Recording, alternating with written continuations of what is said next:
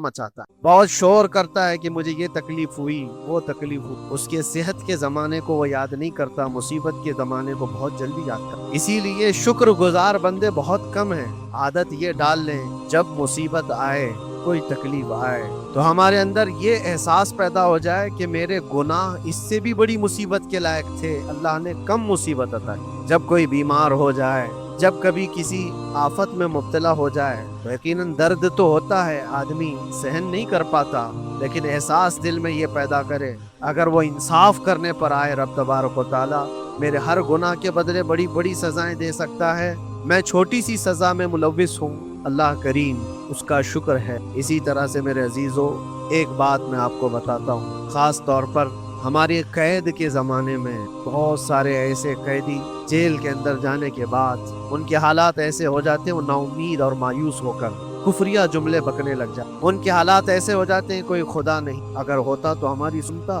بہت کچھ عبادتیں بھی کرتے ہیں، نہیں جب قبول ہوتی ہے مایوس ہوتی، تو یہ تو اندر کے حالات ہیں، باہر بھی کسی کے ساتھ ایسا ہو سکتا ہے۔ میں تو 10 سال سے دعا کر رہا ہوں، اولادی بھی کوئی ایک شادی ہو گئی، 10 سال ہو گئے، بچے نہیں ہو رہے ہیں، کوئی یہ کہتا ہے کہ میری بیٹی کا رشتہ ہی نہیں ہو رہا، ہر وظیفہ کر لیا، ہر دعا کر لیا، پھر یہاں سے نا امیدی، نا شکری، یہ جملے انسان کو کہاں تک پہنچا دیں۔ ایک بات میں آپ کو بتاؤں، مولا علی کرم اللہ وجہہ الکریم حکمت بھری بات ہے، ارشاد فرماتے ہیں جب کبھی مصیبت آئے اللہ کی تو یہ امتحان ہے یا سزا ہے، کیسے پتا چلے؟ ظاہر سی بات ہے، ہر کوئی یہ کہتا ہے یہ تو اللہ کی طرف سے امتحان ہے، آزمائش، ہم بھی اندر تھے تو یہ بار بار احساس دلایا جاتا تھا، اور بعض لوگ یہ کہتے تھے کہ اللہ کی طرف سے آزمائش، امتحان ہے، اس کو گزار لیجیے۔ بعض مرتبہ امتحان ہے اور بعض موقعوں پر سزا ہے، اور سزا کب ہے اور امتحان کب ہے یہ کیسے پتا چلے؟ بہت بڑا فارمولہ ہے، مولا علی کرم اللہ وجہہ الکریم فرماتے ہیں جب کبھی تم پر کوئی مصیبت آئے تو یہ دیکھ لینا ان مصیبتوں کے دن میں تم اگر اللہ سے زیادہ قریب ہو گئے ہو، دعا زیادہ کرنے لگ گئے ہو، وظیفے زیادہ کرنے لگ گئے ہو، تو اس کا مطلب ہے کہ اللہ تعالیٰ تم کو امتحان دے۔ اور اگر مصیبتوں کے آنے کے بعد بندہ دور ہو جاتا ہے اللہ سے، پھر وہ بفر جاتا ہے، گناہ زیادہ کرنے لگتا ہے، تو سمجھ لو یہ سزا میں ملوث۔ اب سب کی زندگی میں یہ مصیبتیں جب آتی ہیں تو خود اپنے آپ کو احساس کر کے دیکھے کہ مصیبت آئی ہے تو میرے ہاتھ میں تسبیح آ گئی یا پھر گالی گلوچ، مصیبت یا آفت آئی ہے میرے گھر پر تو میں عبادت اور نماز کی طرف زیادہ جا رہا ہوں یا پھر عیش و عشرت کی طرف زیادہ جا رہا ہوں، تو تمہیں خود پتا چل جائے گا کہ تم اللہ کی طرف سے امتحان میں ہو یا پھر سزا میں۔ میرے عزیزو بہت مقامات ایسے ہیں جہاں پر بظاہر مصیبت کی حکمت ہمیں نہیں معلوم ہوتی، کیوں آئی یہ مصیبت، کیوں دی گئی ہے ہمیں ایسی تکلیف، اسی کا نام تقدیر ہے کہ اللہ تعالیٰ کے لکھے ہوئے پر راضی رہنا یہ مومن کی شان ہے۔ مومن کو ہمہ وقت اللہ تبارک و تعالیٰ کی طرف سے لکھی ہوئی اس تقدیر پر راضی رہنا ہے۔ آپ کو میں ایک بات بتا دوں، حضرت ابو جندل ایک صحابی مکہ مکرمہ میں ایمان لائے، رسول پاک صلی اللہ تعالیٰ علیہ وسلم جب ابھی مکہ میں تھے، اس وقت غریب صحابہ کو کفار مکہ، مشرکین مکہ کس طرح سے پکڑ کر مارتے تھے، کیسے کیسی سزائیں دیا کرتے تھے، اسی اسنا میں اللہ کے نبی صلی اللہ علیہ وسلم ہجرت کر کے مدینہ تشریف لے گئے، لیکن جو ابو جندل تھے یہ قید میں تھے، ان کا باپ خود ان کو قید میں رکھا ہوا تھا، اور ایسی قید کہ زنجیریں بندھی ہوئی رہتی، مسلسل کئی سال گزر گئے۔ حضور پاک صلی اللہ تعالیٰ علیہ وسلم کی ہجرت کے 6 سال گزر جانے کے بعد 7واں سال جب آپ کو بتاؤں حدیبیہ کا وہ منظر پیش آیا جس کو صلح حدیبیہ کہا جاتا، تقریباً 1400 صحابہ کے ساتھ رسول کریم صلی اللہ تعالیٰ علیہ وسلم عمرہ کرنے کے لیے آئے، لیکن اس وقت مکہ کے کفار و مشرکین مکہ سے تقریباً 35 کلومیٹر باہر دور آپ کا راستہ روک لیا، کہا ہم آپ کو عمرہ کرنے نہیں دیں گے، آپ کے اصحاب کو، آپ کے صحابہ کو ہم مکہ میں انٹر ہونے نہیں دیں گے۔ جنگ جیسی نوبت آ گئی، لیکن حضور پاک صلی اللہ تعالیٰ علیہ وسلم اور صحابہ احرام پہن کر کے عمرہ کرنے کے لیے آئے، تو پھر درمیانی راستہ یہ اختیار کیا گیا، حضور پاک صلی اللہ علیہ وسلم نے فرمایا کہ ہم صلح کر لیتے ہیں، کچھ ایگریمنٹ ہو جائے ہمارے اور تمہارے درمیان، جنگ نہیں کریں گے آج سے، جنگ بندی ہو جائے۔ تو کفار مکہ اس بات پر راضی ہوئے، اور اس کے بعد صلح جس کو کہتے ہیں صلح حدیبیہ، یہ بہت مشہور ہے، صلح حدیبیہ ہوئی، اس میں سارے پوائنٹس جو لکھے گئے تھے ایگریمنٹ کے اندر وہ سب مکہ والوں کی حمایت میں زیادہ دبا کر کے انہوں نے صلح کی تھی، اس طرح سے ان کے نظام کے مطابق، یعنی اگر کوئی مکہ سے بھاگ کر مدینے جائے تو انہوں نے ایگریمنٹ میں لکھایا تھا کہ آپ کو وہ شخص ہمیں واپس کرنا پڑے، اور اگر مدینے سے کوئی بھاگ کر ہمارے پاس آئے تو ہم اس کو اپنے پاس رکھیں گے، ہم باہر واپس نہیں بھیجیں۔ تمہارا کوئی آدمی ہمارے پاس آ گیا بھاگ کر کے، یا ہمارا ہی وہاں رہنے والا کوئی آدمی آ گیا آپ کی امان سے نکل کر کے، تو ہم اس کو اپنے پاس رکھیں۔ ایسی بہت ساری شرطیں تھی۔ میں کیوں کہہ رہا ہوں یہ بات سن، یہ صلح حدیبیہ ہو گئی، ایگریمنٹ ابھی لکھا جانا تھا۔ وہ ابو جندل صحابی جو کئی سالوں سے مکہ میں قید میں تھے، زنجیریں توڑ کر کے وہ باہر نکلے، اور جب ان کو یہ خبر ملی کہ مکہ سے 35 کلومیٹر دور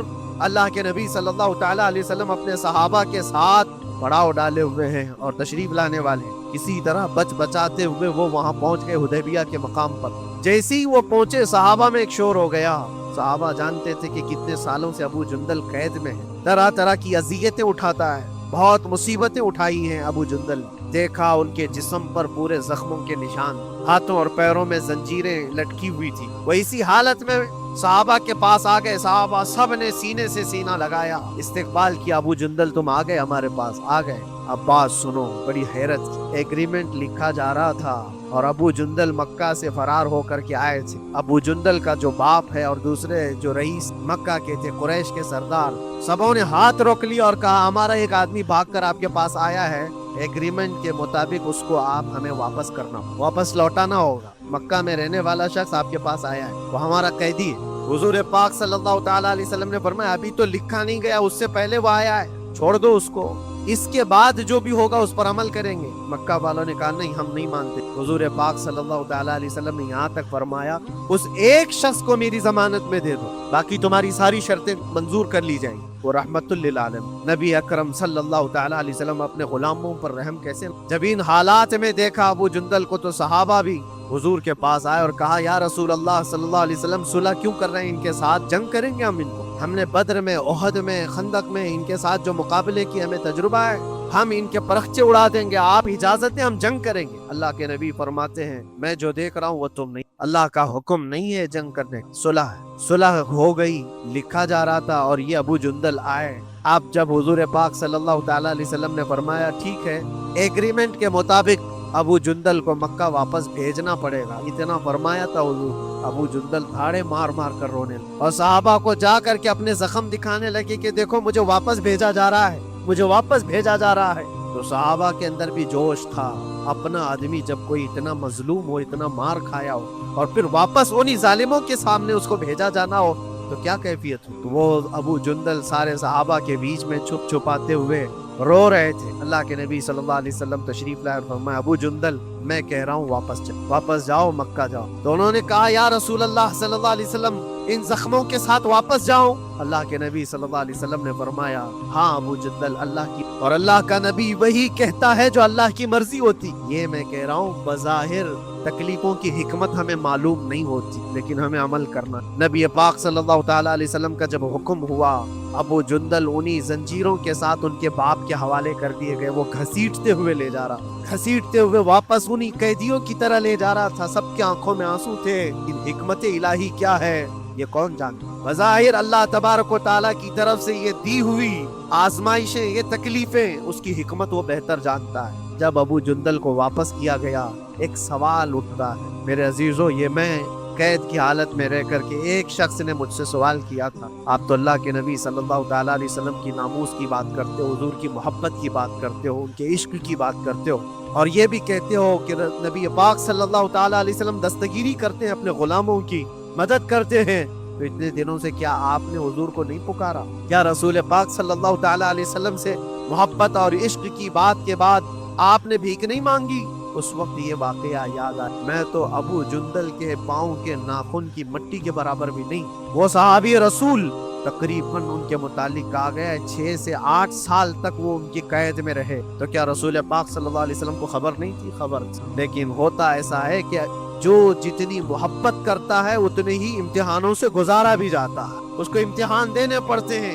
اسی لیے بار بار میں یہ بات کہتا ہوں، حضور پاک صلی اللہ تعالیٰ علیہ وسلم کی ناموس کی بات کرنا، عظمت رسالت کی بات کرنا، یہ حلوے پراٹھے کھانے کا نام نہیں ہے، یہ شہادت کہے الفت میں ہے قدم رکھنا۔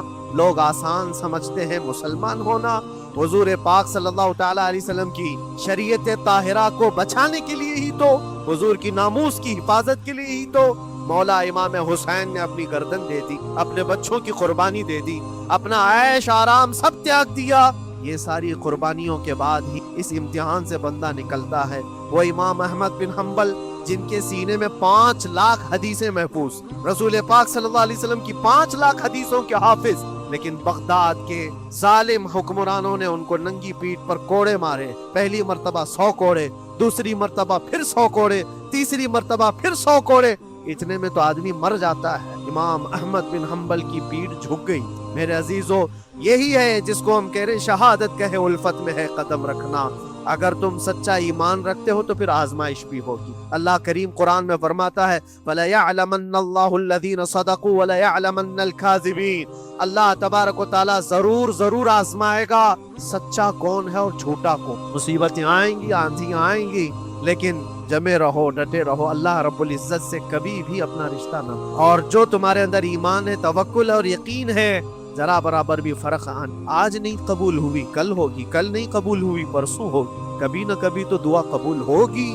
دنیا داروں کے دروازے کھٹکھٹاتے ہیں تو ایک نہ ایک دن دروازہ کھلتا ہے۔ وہ ارحم الراحمین، وہ ارحم الراحمین ہے، دروازے کھولتا ہے، لیکن وہ بہتر جانتا ہے کس وقت دروازہ کھلنا چاہیے۔ ہم اپنی مرضی کے مطابق رب کو نہیں چلا سکتے، مولا تعالیٰ جیسا چاہے ہمیں ویسا چلنا چاہیے۔ ایک بات اور میں بتا دوں سید، یہ تو دوسرے لوگوں کی بات ہے جس میں ہمارے قصور ہیں، ہمارے جرم ہیں، ہمارے گناہ ہیں، جس کی وجہ سے مصیبتیں آئیں گی، لیکن اللہ کے نبی کا کوئی گناہ نہیں ہوتا۔ جو نبی ہوتے ہیں وہ معصوم ہوتے ہیں۔ سیدنا یوسف علیہ الصلوۃ والتسلیم اللہ کے نبی ابراہیم علیہ السلام کے بیٹے، اسحاق علیہ السلام کے بیٹے یعقوب علیہ السلام کے بیٹے یوسف علیہ السلام، جن کی نسل میں انبیاء کرام جو پورا خاندان نبوت کا ہے، وہ یوسف علیہ السلام کن کن مقامات سے گزارے۔ پہلے بھائیوں نے کنویں میں پھینک، اور اس کے بعد اس زہریلے کنویں سے وہ نکالے گئے۔ جنگل میں کوئی نہیں تھا جب ان کے بھائیوں نے کنویں میں پھینکا تھا۔ اس وقت ایک قافلہ جا رہا تھا، انہوں نے ڈول ڈال کر کے نکال لیا اور پھر لے کر کے گئے۔ یہاں سے کنویں سے تو نکالے، لیکن آگے کی زندگی کیا ہے؟ مصر کے بازار میں لے جا کر قافلے والوں نے بیچ دیا۔ یوسف علیہ السلام پھر خریدے گئے، کس کے ہاں؟ عزیز مصر، بادشاہ مصر کے گھر میں، اور وہاں پر زلیخا آپ پر فدا ہوئی، پھر آپ پر الزام بھی لگائے، اور اس الزام کی بنیاد پر آپ کو جیل بھیج۔ اللہ کے نبی کے دامن پر پیوند تو ہو سکتا ہے، دھبا نہیں ہو، کسی گناہ کا تصور بھی وہ نہیں کرتے، وہ معصوم ہوتے، لیکن بغیر کسی قصور کے، بغیر کسی جرم کے آپ کو جیل بھیجا گیا۔ یوسف علیہ الصلوۃ والتسلیم جیل جب گئے، وہ نبی ہو کر کے، اور اس کے بعد دن کٹتے رہے، دن کیسے، ہفتے کیا، مہینے کیا، سال۔ یوسف علیہ الصلوۃ والتسلیم کے 7 سال گزر۔ جب کبھی کسی انوسنٹ بے قصور آدمی تکلیف دی جاتی ہے تو اس کو احساس زیادہ ہو، اور جرم کی وجہ سے جب کوئی تکلیف میں آتا ہے تو کمپرومائز کر لیتا ہے، میں ایسا غلطی کیا تھا، مجھے یہ جھیلنا پڑ رہا ہے، لیکن جس کا جرم ہی نہیں، نہ کردہ گناہ کی سزا جب دی جاتی ہے، بندہ بہت بکھر جاتا ہے، ٹوٹ جاتا ہے۔ لیکن وہ اللہ کے نبی تھے، توکل کیسا تھا، یقین کیسا تھا، صبر کے ساتھ نکالے۔ لیکن ایک بہت پیاری بات ہمیں ملتی ہے میرے، وہاں قیدی اور بھی تھے، اور یوسف علیہ السلام کو اللہ تعالیٰ نے ایک معجزہ عطا کیا تھا، وہ خوابوں کی تعبیر سچی بتاتے۔ خواب کی تعبیر ہوا کرتی ہے، جو بھی خواب دیکھتا ہے آدمی اس میں اشارہ ہوتا ہے اللہ کی طرف۔ تو 2 قیدیوں نے خواب دیکھا تھا، یہ قرآن پاک کے سورہ یوسف میں پورا موجود ہے 12ویں۔ 2 قیدیوں نے خواب دیکھا، اپنا خواب انہوں نے بیان کیا یوسف علیہ السلام کو۔ ایک قیدی نے دیکھا کہ وہ سر پر روٹیاں رکھ کر کے لے جا رہا ہے اور پرندے نوچ کر کھا رہے ہیں۔ دوسرے نے دیکھا کہ وہ انگوروں کو نچوڑ کر کے اس کے رس پی رہا ہے۔ تو انہوں نے بتایا یوسف علیہ السلام کے پاس ایسا ہم نے خواب دیکھا ہے، اس کی تعبیر کیا ہو سکتی؟ سیدنا یوسف علیہ السلام فرماتے ہیں میں دونوں کے خواب کی تعبیر بتاؤں گا، لیکن اس میں سے ایک بندہ، اس سے آپ نے کہا تو وعدہ کر کے میرا بھی کام کرے، میرا بھی ایک کام ہے تو کرے گا۔ 7 سال گزر گئے، جو بادشاہ مصر تھا وہ بھی بدل چکا تھا، جس نے قید میں ڈالا تھا وہ ختم ہو گیا، دوسرا آیا، تیسرا آیا، جو بھی آیا، لیکن حکومت بدلی ہوئی۔ تو خواب کی تعبیر بتانے سے پہلے ایک قیدی سے یوسف علیہ السلام نے کہا کہ میرا کام تو کرے گا؟ اس نے کہا ہاں، آپ جو کہیں گے میں کروں گا۔ تو سنو، تعبیر یہ ہے، جس کے سر پر روٹیاں رکھی ہوئی اور کوے کھا رہے تھے یا پرندے کھا رہے تھے، اس کی تعبیر یہ ہے کہ عنقریب تجھ کو موت کی سزا وہ غمگین تھا۔ دوسرے سے کہا تو انگور کے رس نچوڑ کر پی رہا تھا، تیرے خواب کی تعبیر یہ ہے کہ عنقریب تجھ کو رہا کر تو آزاد ہو، اور تجھ سے ہی میرا کام یہ ہے کہ آزاد ہو کر جائے گا تو تو موجودہ وقت کے جو بادشاہ ہے، شاید اس کی فوج میں شامل ہو جائے یا اس کے سپاہیوں میں، وزیروں میں، तो मेरी ये बात उस तक पहुंचा देना, पिछले 7 सालों से बेगुनाह बेकसूर एक कैदी अंदर है, उसको आजाद कर दिया जाए, उसको आजाद कर दिया जाए। उसने कहा बिल्कुल, अगर मैं छूटा तो आपका एक काम जरूर करूं। सुनिए बात, चंद दिन नहीं गुजरे थे कि उस एक कैदी को मौत की सजा हो, उसको मौत की सजा सुनाई गई और फांसी हो गई। दूसरा ये जो कैदी जिसको आपने रिहाई की खबर खुशखबरी दी थी, उसकी भी रिहाई खुशखबरी आ गई, वो आजाद हो गया। लेकिन कुरान पाक में आजाद होकर जब जाता है आदमी तो पिछला भूल जाता है। अक्सर ऐसा ही होता है, क्या जेल के दोस्त कौन थे, क्या थे, कुछ पता नहीं, और आदमी तो ये सोचता है दोबारा कभी उधर के दरवाजे को भी न आया और भूल गया। यूसुफ अलैहिस्सलाम ने जो काम दिया था वो भूल गए। यहाँ तक के कुरान में अल्लाह फरमाता कई साल, 1-2 दिन नहीं सालों गुजर गए, और वो बादशाह की फौज में शामिल था या बादशाह के मुसाहिबीन में शामिल था, करीबी लोगों में। एक जमाने के बाद मुद्दत हुई, और उस वक्त सोचिए आप कितना वक्त हजरत यूसुफ अलैहिस्सलाम ने काटा हो। एक दिन आप बेइख्तियार रो पड़े अल्लाह की। ये मैं आपको बता रहा हूँ, कभी कभार इंसानी फितरत का तकाजा है। अल्लाह तबारक व तआला की बारगाह में रो पड़े और कहा, ऐ रब्बल आलमीन, ऐ अरहमर राहिमीन, ये दिन कब खत्म होंगे? ये जिस तरह से मुझे जेल की सलाखों के पीछे बंद किया गया है, इन मुसीबतों से कब आजादी होगी मेरे मौला या अरहमर राहिम? जवाब रब ताला की तरफ से। ये हमारे और आपकी बात नहीं है, ये अल्लाह के नबी की। अब सुनो, यूसुफ अलैहिस्सलाम को जवाब आया, ऐ यूसुफ, जब तुझे जेल से निकलना ही था, तुझे बाहर जाना ही था, तो दुनिया के बादशाह के पास सामने क्यों रिक्वेस्ट रखा, मेरे सामने रख दी। अल्लाह, ये तवक्कुल का आला दर। इतनी मुसीबतों के बाद भी तुमने उस सिपाही को क्यों अपना कासिद बनाकर बादशाह के सामने भेजा कि मेरी आजादी हो जाए? यूसुफ अलैहिस्सलाम बहुत रोए, सजदे में गिर कर के, मौला मुझे माफ, और मेरे हर शय का तू मालिक है, अब मैं जिंदगी भर कैद में रहूं या आजाद रहूं, ये तेरी मर्जी मेरे अजीजों। फिर यूसुफ अलैहिस्सलाम के साथ क्या हुआ? बादशाह ने खुद एक ख्वाब देखा और वो परेशान था, ख्वाबों की ताबीर कोई बता नहीं रहा था। तब उस कैदी को छूटे हुए को याद आई बात कि जेल में एक आदमी है जो सच्ची सच्ची ताबीर बता। फिर उसने बादशाह से कहा, एक कैदी बहुत शरीफ और साले है, वो सच्ची ताबीर बताएगा, आप कहे तो मैं उसको ले आऊं। और उसने मुझे ये कहा भी था कि उसको आजाद करना है, आपके पास रिक्वेस्ट रखनी है कि वो बेकसूर कैद में है। बादशाह ने मालूमात हासिल की और उसके बाद परवाना दे दिया कि उस कैदी को आजाद किया जाए जिसको बेकसूर रखा गया, और मेरे ख्वाब की ताबीर बताई जाए। यूसुफ अलैहिस्सलातु तस्लीम लोग आए लेने। अब यहाँ मंजर और है मेरे। कहा कि बादशाह ने ख्वाब देखा, उसकी ताबीर बता। आपने ताबीर तो बता दी कि क्या होने वाला है अगले 7 सालों में बादशाह के साथ, ये सारी ताबीर बताई, लेकिन जब आजाद करने की बात आई तो आपने कहा रहने दो, अब मुझे कैद में रहने दो, इसलिए कि आपको ये एहसास होगा कि मैं बादशाह के पास क्यों रखा है इसको। लेकिन बाद में बादशाह और उसके मुसाहिबीन और उसके वजीर आपको इसरार करते हुए ले गए और ले जाकर के सीधे वजीर आजम के तख्त पर बिठा दिया, सीधे वजीर आजम के तख्त पर बिठा दिया। फिर रब तबारक व तआला ने फरमाया, ऐ यूसुफ, जब तक हम चाहें तब अंदर रहेगा आदमी, और जब हम चाह ले बाहर तो फिर अपनी मर्जी से कोई अंदर भी नहीं। हकीकत है मेरे अजीज, जब मुसीबतों के खत्म होने का वक्त आए फिर पूरी दुनिया खड़ी होकर के भी तुमको मुसीबत नहीं दे सकती, तकलीफ नहीं दे सकती। और रब तबारक व तआला ने फरमाया, व इन यमसस्कल्लाहु बिदुर्रिन फला काशिफ लह, अगर तुमको अल्लाह की तरफ से कोई मुसीबत आए तो कोई उसको हटाने वाला नहीं है। व इन यमसस्कल्लाहु बिखैरिन फला रात लिफदली, और अगर अल्लाह तबारक व तआला कोई भलाई किसी बंदे को दे दे तो दुनिया की कोई ताकत उसको रोक भी नहीं। आज अगर रब तबारक व तआला हमको कोई मकाम और मर्तबा दे दे, कोई इज्जत और इनाम दे दे, सारे कुत्ते भौंकते रहे, इस इनाम को कोई रद्द नहीं कर सकता। अल्लाह तबारक व तआला का दिया हुआ फजल उसको कोई काट नहीं सकता, और उसकी दी हुई मुसीबत को कोई दूसरा टाल भी नहीं सकता। इसीलिए आओ लगे रहो उसी बारगाह में और अर्ज करो कि मौला मुझसे जो खताएं हुई हैं उसको दरगुजर फरमा दे, और जिस तरह की भी तू जिंदगी दिया है ये तेरा शुक्र है मौला, शुक्र अदा करने की आदत डाल लो। अल्लाह तबारक व तआला फरमाता है, लइन शकरतुम लअज़ीदन्नकुम, अगर तुम शुक्र अदा करोगे तो मैं और ज्यादा अता करूंगा। आज अगर थोड़ी सी मुसीबत है तो शुक्र अदा करो कि मौला बड़ी मुसीबत तो नहीं आई, ये भी तेरा करम है, तेरा एहसान है। मुसीबत ज़दा लोगों को देखता हूँ तो फिर मैं ये कहता हूँ, हाथ भी सलामत है, पैर भी सलामत है, आंख भी सलामत है, जुबान भी सलामत है, दिमाग भी चल रहा है, क्या ये शुक्र करने का मौका नहीं है? ये शुक्र करने का मकाम नहीं है? आओ हर दिन अल्लाह का शुक्र अदा करो, शिकायतें कम करो। अल्लाह तबारक व तआला को ये जिंदगी पसंद है। व आखिर दावाना अनिल हम्दुलिल्लाहि रब्बिल आलमीन। सलाम।